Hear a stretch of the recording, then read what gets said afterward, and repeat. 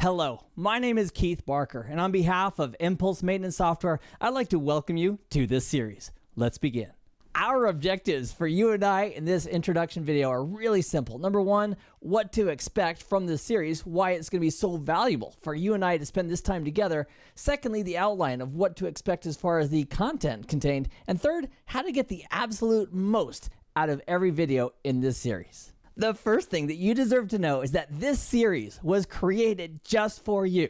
It was created as if you and I are sitting side by side, both logged into MPulse, and I'd like to walk you through step by step the individual pieces and parts that make MPulse so powerful. I'm volunteering right here now to be your personal tour guide into the world of MPulse. Another thing you can expect from this series as we go through it together is that your skill level and your comfort level with using the system is going to increase and increase in every video that we go through together. Another absolutely huge benefit that we can expect from this series is peace of mind. Now, what do you mean, Keith, peace of mind? Well, imagine that all your assets, all the work orders, all the parts, all the inventory, imagine all of that being coordinated in a system where you with just a few clicks could get the status of any of those options right at your fingertips. Wouldn't that be awesome? And not having to worry about, did I forget this? Did I remember that? Having it all automated is going to make you more efficient, and it's going to give us that peace of mind once we start using the system. The last thing I want to share with you about expectations for this series is that you can expect this will be fun. Every single video in this series is fun, it's relevant, and it's right to the point. So I'm super excited about you joining me in it. As we take this journey together through the world of MPulse, here's the outline I've put together for us. We can think of each of these items as landmarks on our journey as we progress and get better and better in using and understanding MPulse. Now, first of all, it's pretty tough to use a system if we don't have access to it. So we're going to take a look at the very first steps of logging in, not only for us, but also for our employees and technicians who also may need to log into the system. And then we'll take a look from soup to dessert, the process of a work order, from the moment the request came in till the moment it was closed, and the simple and easy steps to follow to make that happen inside of MPulse.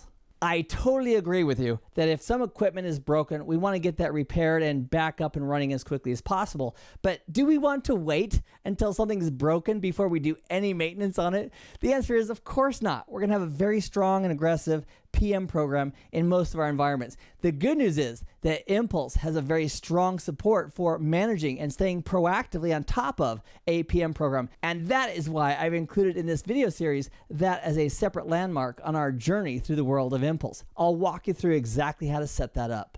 One of the cool things is that the work orders, the PM program, all that information is going to be inside of MPulse like a well-oiled machine.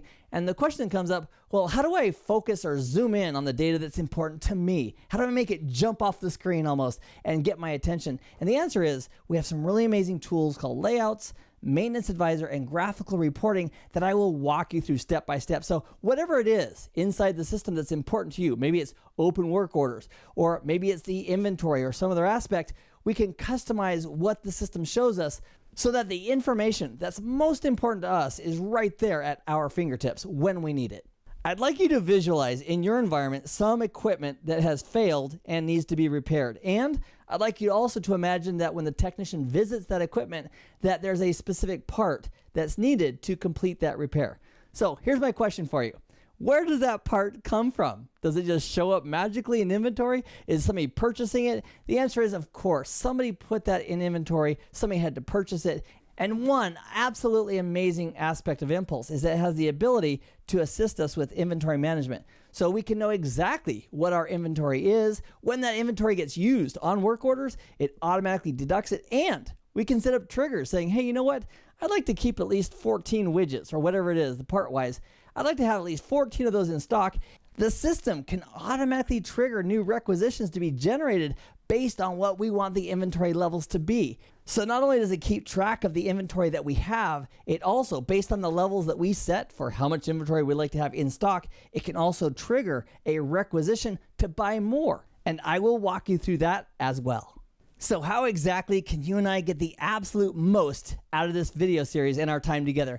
It's two basic things. Number one, you're already doing, and that is to watch and enjoy the videos. Congratulations, you're halfway there. The second is to simply do what I ask you to in the videos. In every video, I've got a next steps section, which is going to ask you to take some steps to practice what we just learned. That'll help reinforce the concept. And if you want, you could play the video back, stop it appropriately at the various pieces, and practice alongside with me. That's it. Watch the video and do the exercises that I ask you to do in MPulse as we go through it together. In this video, we've taken a look at what we can expect from this series, the outline, the topics that you and I are going to learn together as we go through the series, and what we can do in measurable terms to get the most from the series, which include watching the videos and participating. Here's your action item for this video. It's really simple. Are you ready? I want you to launch the next video so we can continue on this journey together. I have had a great time in this video. I'm glad you joined me. I hope this has been informative for you, and I'd like to thank you for viewing.